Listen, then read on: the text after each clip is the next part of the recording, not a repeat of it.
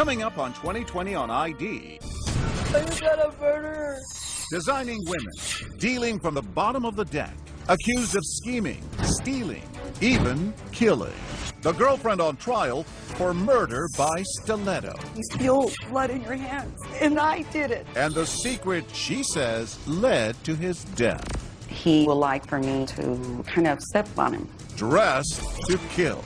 Plus, the married ex-stripper with a taste for sugar daddies. Did she go gold digging with a hammer to the head? This is the Addams family. This is stranger than Jodi Arias. And the Craigslist con woman, promising a childless couple her baby that didn't exist, even faking the birth on the phone.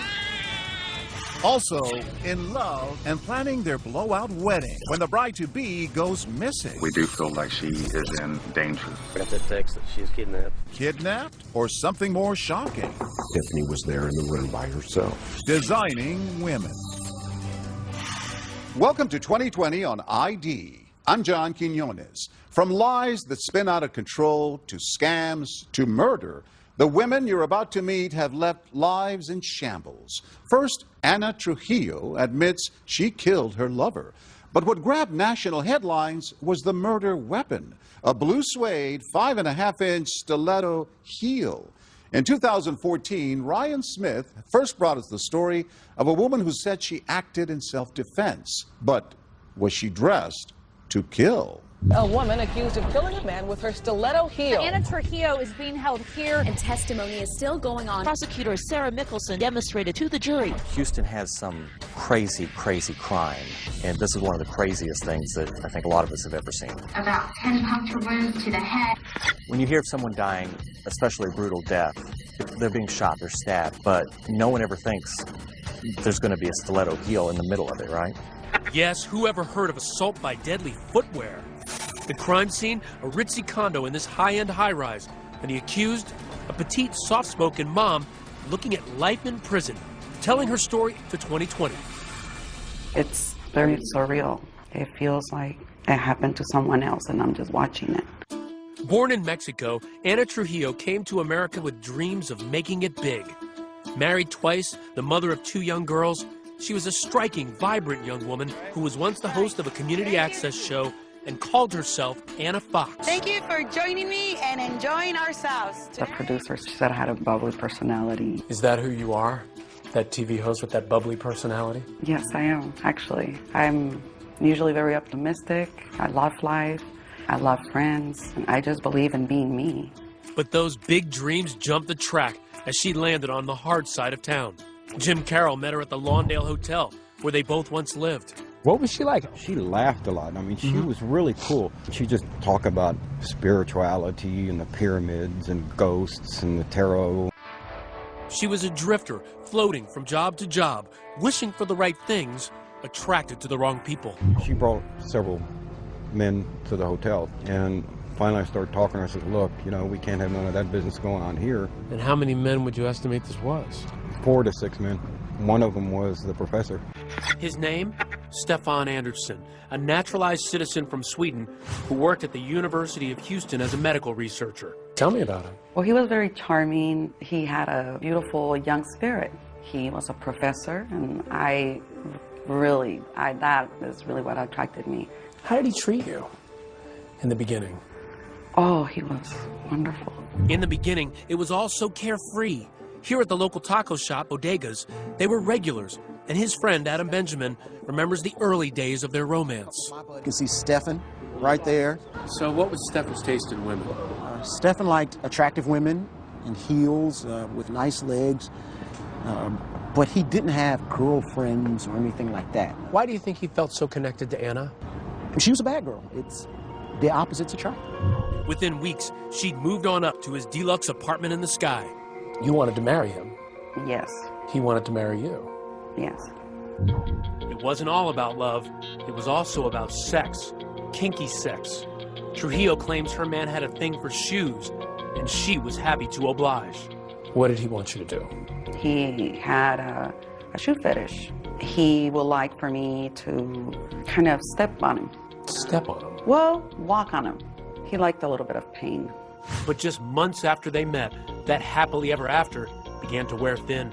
His drinking started concerning me. I didn't know what it was to be with, I say, an alcoholic. He drank a lot, but he didn't seem to be an angry drunk. He seemed like a troubled and gentle soul.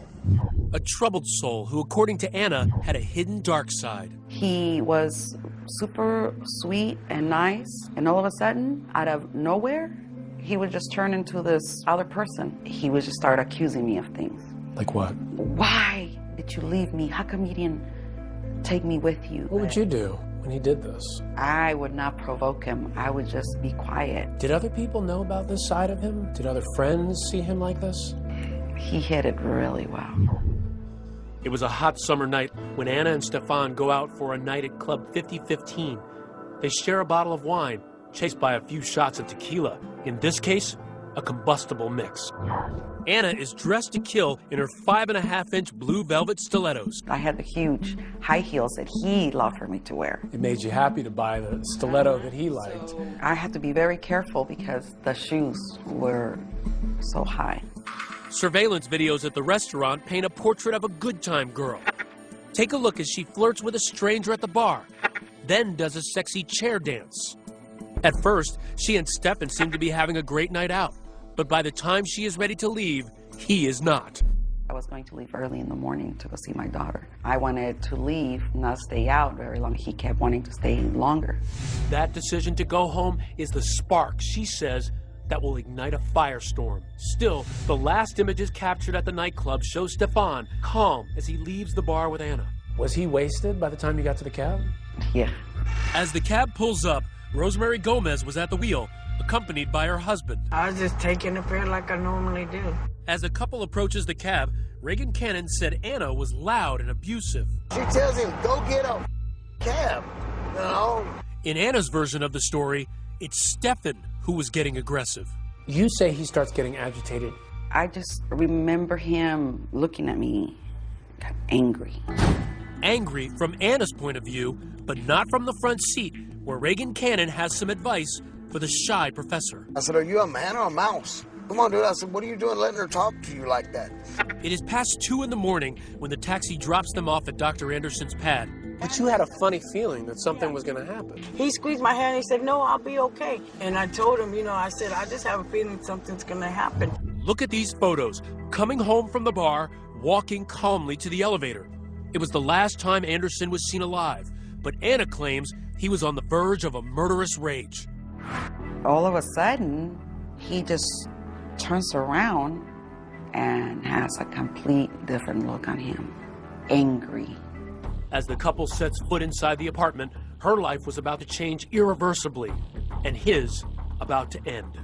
He starts to pull me. I still have my shoes on. So he grabs me by my hands. He bangs me against the wall. He kept saying that I was going to leave him and I wasn't coming back. He's screaming and yelling and ranting and just, I saw the way you were looking at those guys. When he threw me over the couch and I fell completely backwards and my head hit, I saw black. Did you feel like your life was in danger at that point? Yes. In the darkness, she reaches for the only weapon she could find, one of those blue stilettos, and starts striking. When I reach down to feel him and you feel blood in your hands, that is a horror of someone you love, and that I did it, that accidentally I did it. I didn't even know that he was bleeding and he wouldn't stop. Nothing is facing them. He's unstoppable. When we come back, Anna Trujillo's emotional call to 911. Are you reporting an assault, ma'am? Yeah, he started beating me up. But is that the entire story? A friend recounts a far different side of Anna. She told me that if anybody ever messed with her, I'll get them with this. And it was a big stiletto heel. Stay with us.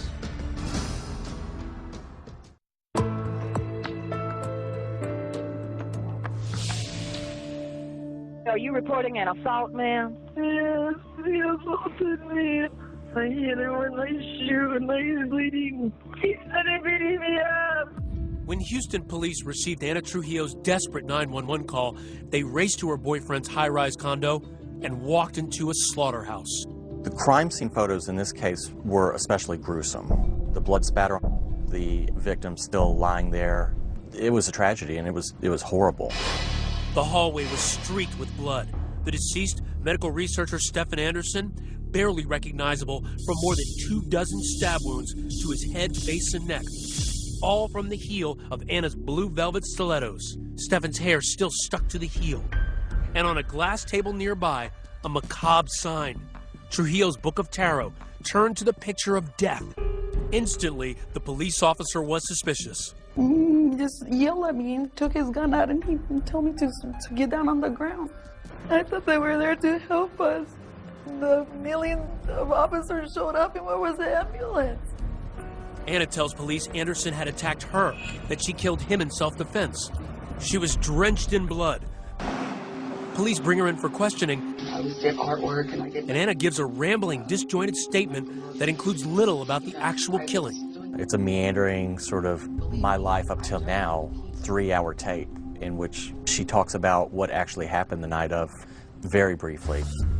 The cops have heard enough. They put her under arrest. They're blaming me. They're telling me that I killed him.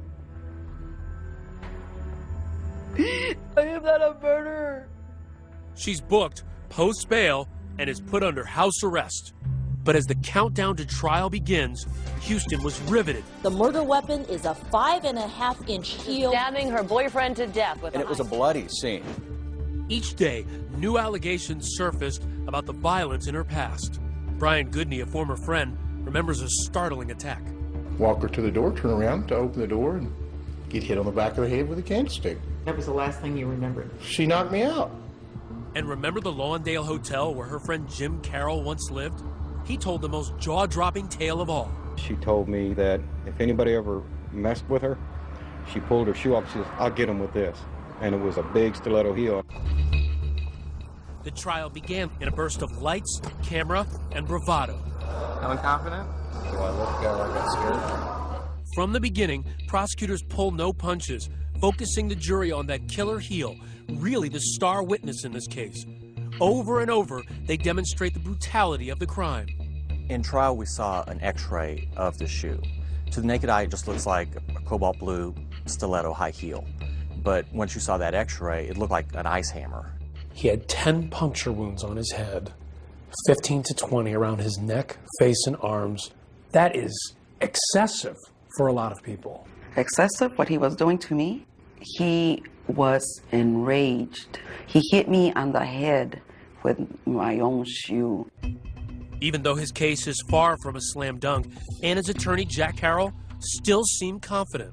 Was Anna justified in her actions that night? What the evidence is. Whether she hit him once, hit him 25 times or 100 times, if she felt her life was in danger, the jury can't convict. To prove the case, Carroll had to convince the jury that Anderson flew into a violent rage at his apartment. These photos, taken 48 hours after the murder, show bruises, but it wasn't clear when she got them. The defense wanted to portray her as a victim and as someone who only did this because she had to. Remember that surveillance video from the apartment? The last images of Anderson alive? He seems calm and collected, but his blood alcohol is almost twice the legal limit. I think we've all seen people that drink a lot and, act one way in public and they go home and they act a different way. Anna was alone in Stefan Anderson's apartment and he went off the deep end.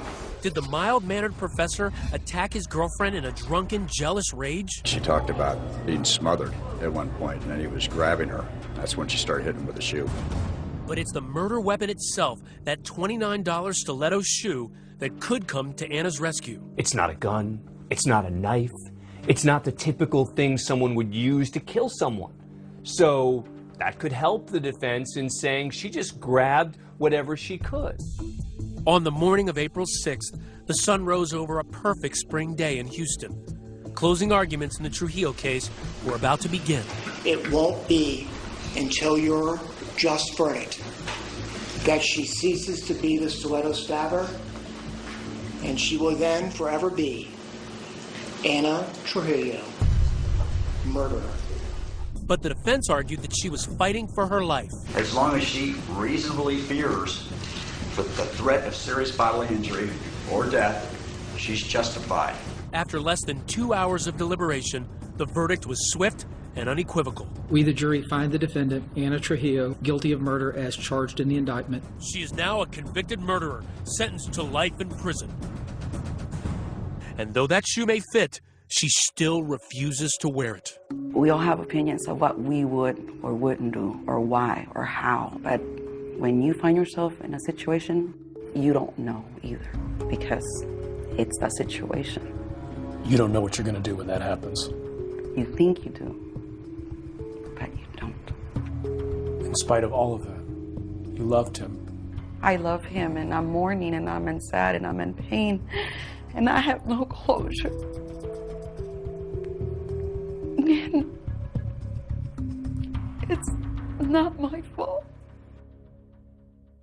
As of 2014, Anna Trujillo is appealing her conviction. She will be eligible for parole in the year 2043, when she will be 75 years old.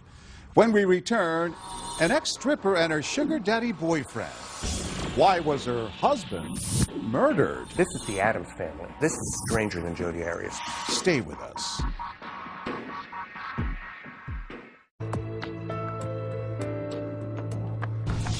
A wife with a secret life, a husband beaten to death, and a case that became a sensation.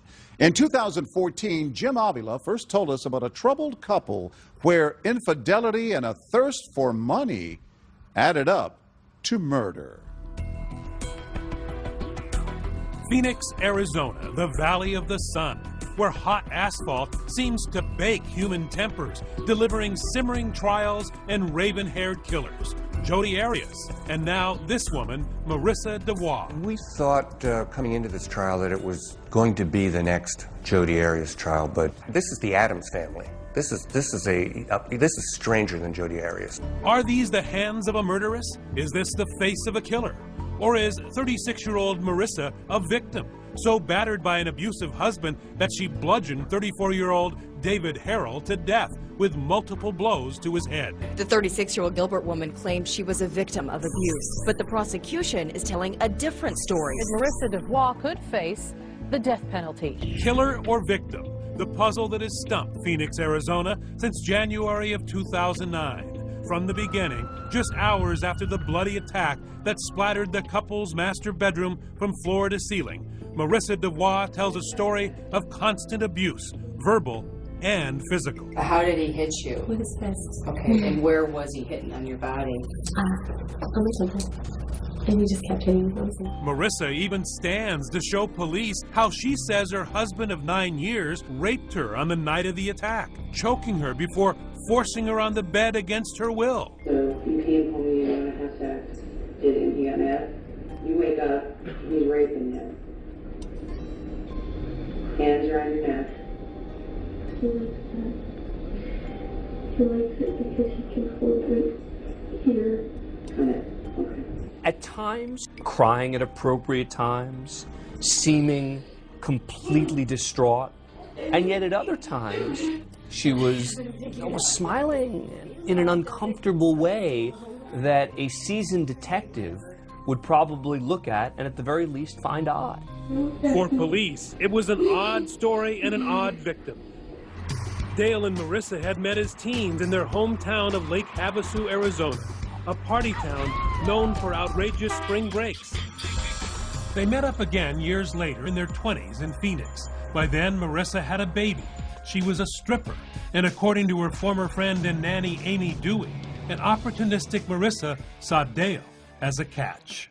What was the attraction?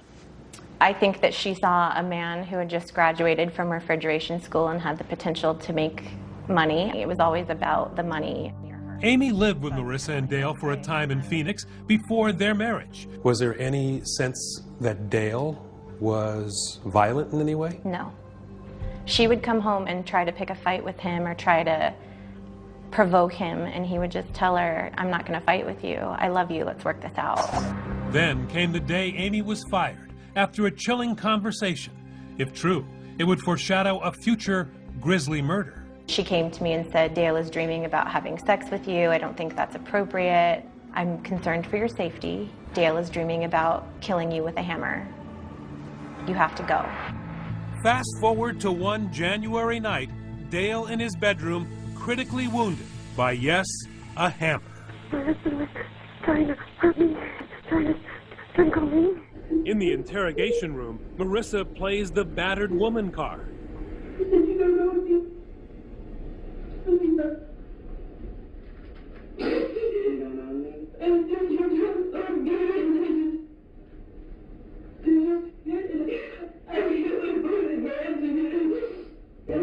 But police do not buy her sob story, and prosecutors don't think a jury will either.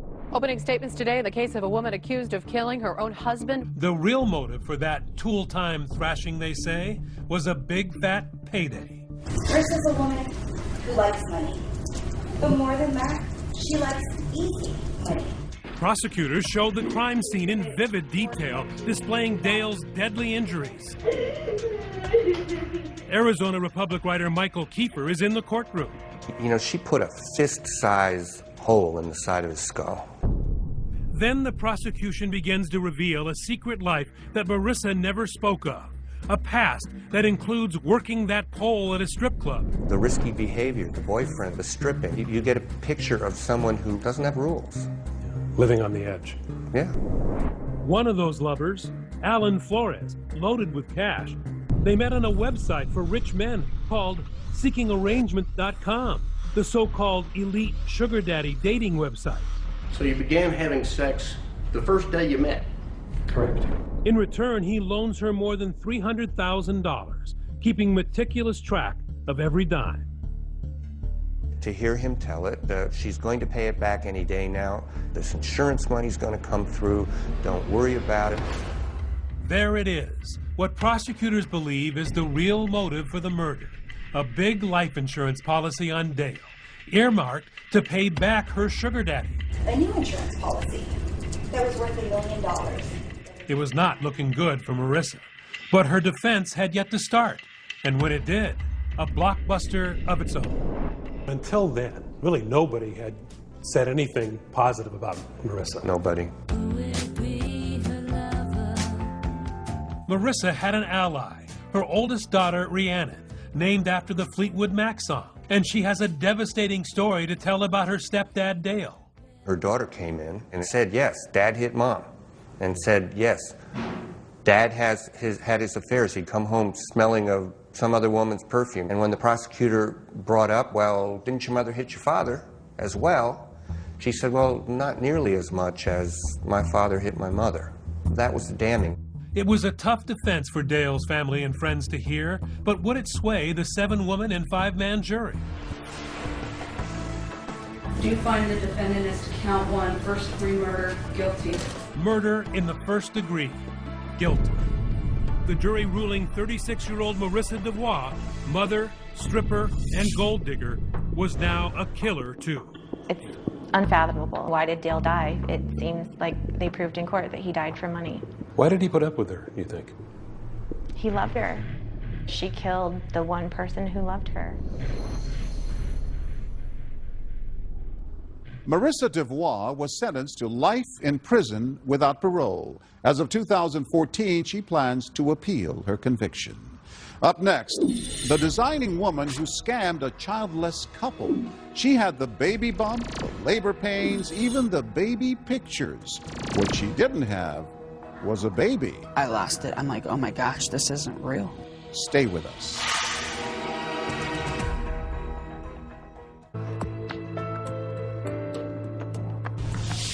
Now, a couple unable to conceive and willing to do almost anything to get a baby.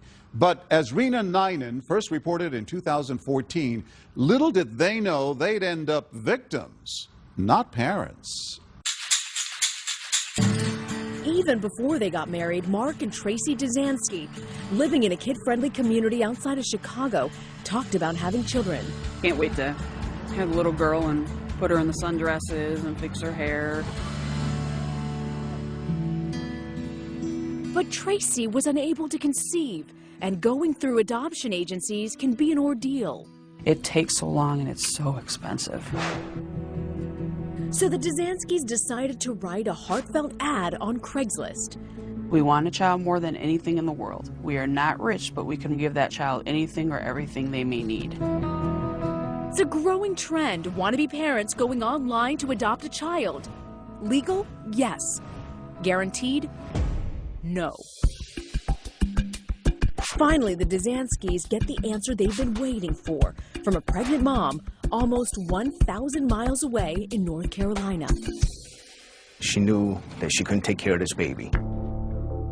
Heather Taylor lives in this trailer and is struggling to make ends meet. She's willing to give Mark and Tracy her baby.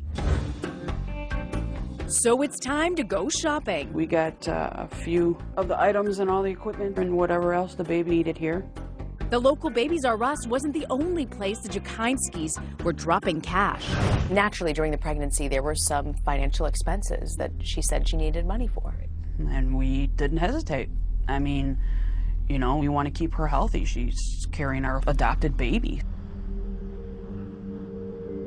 Weeks later, Heather unexpectedly goes into labor. Tracy is actually on the phone as Heather rushes to the hospital. She's having a C-section, and I'm on the phone with her in the living room. I mean, you could hear, like, the heart rate and everything. And then a couple minutes later, there's a baby crying. Oh my gosh, Tracy, it's a girl. I love Mommy. Is that the one that says Daddy loves me? Yeah, Daddy's sweetheart. Did you give the baby a name? We did. Anna Rosemary. Anna Rosemary. Yeah. Heather now says she needs more money for Anna Rosemary's expenses. The total tab now around $1,500. Diapers, formula. I said as long as it's for the baby, yeah, I don't have a problem with it. Don't hesitate. And then Heather sends you this. Yeah, that's when we pretty much lost it. We're just in awe, you know. We're just, oh my gosh, this is real. That's our baby. I love the wrinkles on the back. Now they're just anxiously waiting for Heather to come from North Carolina to Chicago to drop off little Anna. But where was she? Oh, it's one thing after another. Her brother was in a car accident. She missed her plane. The baby had breathing problems. She didn't want to fly. She wanted to drive. Then Heather drops a bombshell. She's changed her mind that her mom was going to help out, that she would be able to afford to keep our Anna. Devastated and now suspicious, Tracy goes back to Craigslist and contacts other couples, wondering, is this a scam? Sure enough, she hears from a woman named Nicole who says Heather was giving birth to her baby too. I lost it. I'm like, oh my gosh, this isn't real.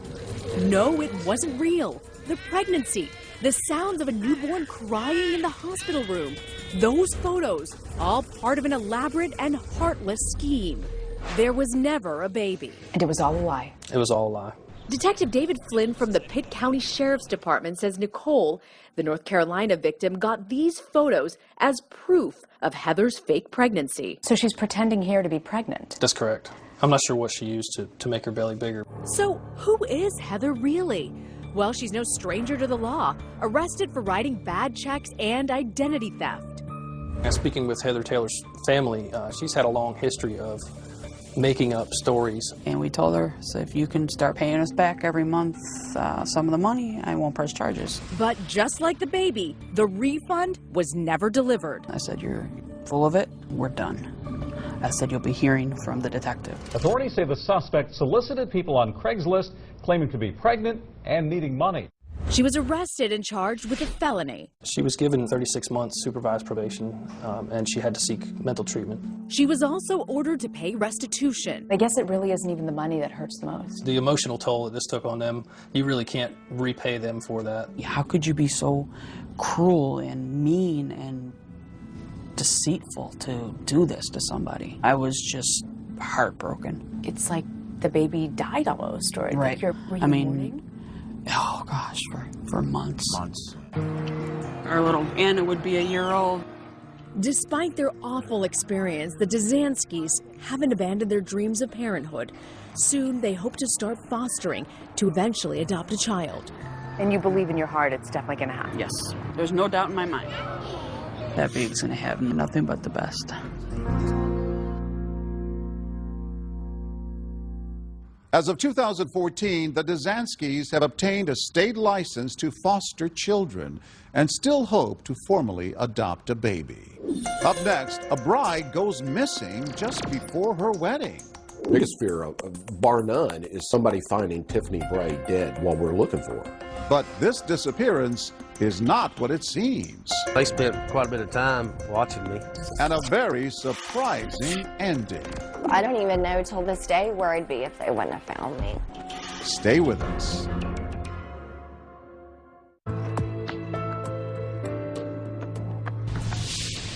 A woman about to get married is kidnapped. Authorities track her desperate text message.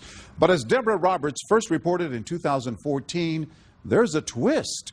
It's a story of something old, something new, something borrowed, and something not quite true. If you were cruising through Fletcher, Oklahoma a few summers ago, you may have noticed amongst the rolling prairies and homes on the range this startling sight.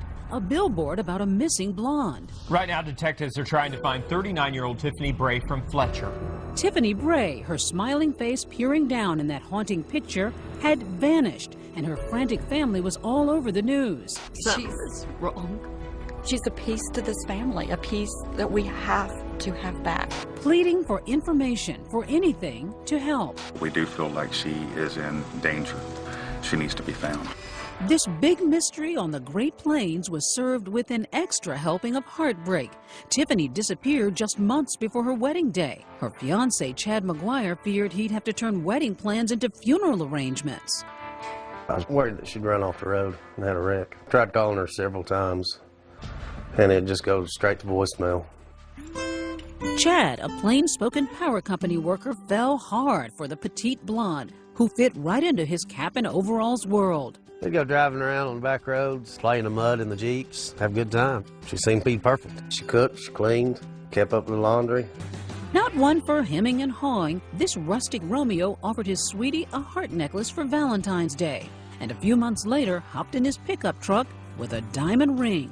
She'd handed it around, she said she knew, so I just gave it to her while I was driving down the road. Here you go. Okay, so it wasn't on bent knee, but Tiffany said yes, and the two moseyed down to Cozumel, Mexico to celebrate. We did snorkeling, drove around the island, went shopping and looking at the sights. Back home in Oklahoma, wedding plans are in high gear. Chad's parents even have a little fun with a gift, hinting about who'll wear the overalls in the family. It all seems hunky-dory until one morning a few weeks later when Tiffany puts on a pair of camo shorts, some flip-flops, and hops into Chad's pickup truck to run some errands. The last text I heard from her, it was around noon. She asked what I wanted for lunch. He never gets that lunch order because Tiffany never returns. I was scared. It was about that evening. Went looking for her, and then I filed a missing person report the next morning. This is not like her. She always calls her mother every day or every other day, regardless of what is going on in her life. Not a word from his new fiancée for 96 excruciating hours. Then a text message sent from her phone that has Chad fit to be tied. 4 days later, I got that text that she's kidnapped. It reads, "Need help somewhere in Lawton, in dark room. White man. Please help me. Not sure I can use this again." The text message comes in of that nature that takes it to the forefront of the seriousness of what may be going on. Richard Goss, a no-nonsense special agent in charge of the Oklahoma State Bureau of Investigation, doesn't take kindly to the thought of a woman being abducted. Everything had to go on hold while we address this kidnapping. Biggest fear, bar none, is somebody finding Tiffany Bray dead while we're looking for her. She wouldn't be hard just to snatch up and throw in a van or something like that. Tommy Lewis, an old family acquaintance who values friendship as much as his Christian faith, is happy to help. You will not go empty-handed. How involved were you? We spent our time and money searching, trying to assist investigators. The longer something like that goes on, the more in your head you're thinking this is not going to end good. We're out looking for a dead person. And Chad has even more to worry about. His fiancée has vanished under suspicious circumstances. And as the last person to see her alive, suspicion is directed at him. They spent quite a bit of time parked down the hill from my house watching me. They thought I'd done something to her. The story tears through town like a twister, and fortunately, the whirlwind coverage leads to the first major break in the case. It was brought to the attention of a former employer looking through a computer that she had access to, and they had discovered some email exchange between Tiffany and a man in Texas. That man is Steve Thomas, a secret acquaintance Tiffany had met online. Steve lives 5 hours away in Palestine, Texas, a body shop worker with an unusual hobby, making medieval armor. Investigators are soon hot on his trail. The next stop, obviously, is find the man in Texas. They soon track Steve's cell phone, not to Palestine, but 360 miles south to coastal Corpus Christi. The cellular provider was right on the money as far as the location of the phone. That location, this no-tell motel. So imagine their surprise when they bust into the room and find her only injury is a bad sunburn. I would say that we knew positively when we walked into the motel room that she was safe and sound. It had all been a hoax. A wild goose chase. Turns out Tiffany's no kidnap victim, but a reluctant bride with a bad case of cold feet. She agreed to tell us her story for the first time, explaining that she dreamed of more than cooking and cleaning for Chad. Chad was a nice guy. I just was not happy with my life. So why didn't you just break it off, say it was a big mistake? I can't answer it. I just felt like I couldn't breathe anymore. Her plan, if you can call it that, began that July morning. Got up, got ready. I said I'm going to town. Instead, she takes a detour, a huge one, in Chad's truck. She cruises 70 miles up I-44 to an Oklahoma City pawn shop and literally sells off her fiancé's heart. His heart necklace, that is. How much did you get for your necklace? Like $60 maybe. Chump change that would barely pay for a tank of gas. So later, off goes the $2,500 engagement ring to the pawn shop too. What's going through your mind as you're driving? The whole time I was driving, I was shaking. I was so confused. I thought, you know what? I have this address for Steve in Texas. That's where I'll go. Steve, that online friend with a passion for medieval attire. He was dreaming of making a future with his Oklahoma princess and had no idea she wasn't available. This must have been a powerful connection with this guy in Texas for you to just drop everything and run to him. It was just somewhere to go. It was my escape. It was my way out. I mean, you had to be thinking, somebody might find me, spot me. I didn't. I mean, all I was doing was leaving, and my thought it wasn't against the law to take off and not tell anybody where I was going. But what about that desperate text for help? Why'd you do that? Maybe it was me crying out somehow. I don't know. So it didn't occur to you that the police might get involved? No, I had no idea. The duo head south to coastal Corpus Christi to find a fresh start. But their new life isn't exactly Camelot. The cash-strapped couple check into that low-rent motel where room 206 goes for about $30 a night. Yes, just like Garth Brooks put it.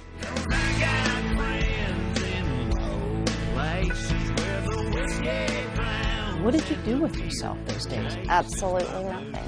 Once, I think we went out shopping. Occasionally, we go to a fast food or something like that. It was a far cry from the fancy Mexican vacation she'd just taken with her fiancé, Chad. Are you feeling bad at all? I wasn't in that clear state of mind, I guess. You just try to block that out somehow. But there's no blocking the cell phone signal of her Texas squire. Soon, there's someone at the door, and it's not room service. Someone knocked at the door, and it was the OSPI. Surrounded by unhappy state agents, it's time for a reality check. I was immediately, of course, scared. You escape from something and not realize how bad you're hurting everybody else around you. So it's actually very selfish. Finally, this morning, they found her in Corpus Christi with a male companion. Her companion, Steve, wasn't part of the hoax. Police say Tiffany kept him in the dark. But after logging 6,500 miles, spending 685 man-hours, and more than $34,000 on the case, Inspector Goss isn't inclined to forgive. When we arrested Tiffany Bray, I had no sympathy for her at all. The number one cause of death in law enforcement is traffic accidents. I'll be darned if one of my agents or a law enforcement officer should lose his life for a game. Tiffany is arrested for taking Chad's truck and falsely reporting a crime. I was happy I wasn't a suspect anymore, and I was glad that she was found all right, safe, but I wasn't too happy. Neither was Tommy Lewis. I got a phone call from my then best friend telling me we found Tiffany and she's alive. And at first I was just angry at her, you know. It was like, oh my God, what was she thinking? How could she do this to us? Never. Tiffany's family asked the same question. Though they bailed her out after 5 weeks in jail, relatives kept a tight leash on the absentee bride. I was allowed to go to work and go straight home. It sounds like they had trouble trusting you. So I just ended up moving out. So no, I don't have a relationship with my family. Tiffany was able to cut a deal with prosecutors. No more time in the slam for the charges she faced as long as she pays back the $34,000 spent on her search. And it's not over yet. She's working 60-hour weeks to settle up with the OSBI, $560 a month for 5 years. I'm very grateful that they did find me, because I don't even know till this day where I'd be if they wouldn't have found me. I went to counseling because the guilt alone will eat at you every single day. Suffice it to say, the wedding was off. But Chad's achy-breaky heart seems to have mended quickly. If they hadn't come got her stuff, I was going to have a runaway bride garage sale. And guess what? There's a happy ending to this tangled love story. Remember Tommy, Tiffany's family friend? We just kind of started hanging out more and enjoying each other's company, and I invited her to church, and the relationship just kind of blossomed. Never forget that history, and that we always use it to guide ourselves in the future. And soon those church bells were ringing for them. Were you worried on the wedding day about whether she was going to show? I'd be lying if I said it didn't cross my mind. What was it that you found in this relationship that you just did not feel that you had in your life before? Love. Never felt like I had that before. As of 2014, Tiffany Bray says she and her husband Tommy are doing well. She continues to make payments to the Oklahoma State Bureau of Investigation. As for her former fiancé, Chad, he says he wishes Tiffany the best and has no regrets. I'm John Quinones. Please join us next time for another edition of 2020 on ID.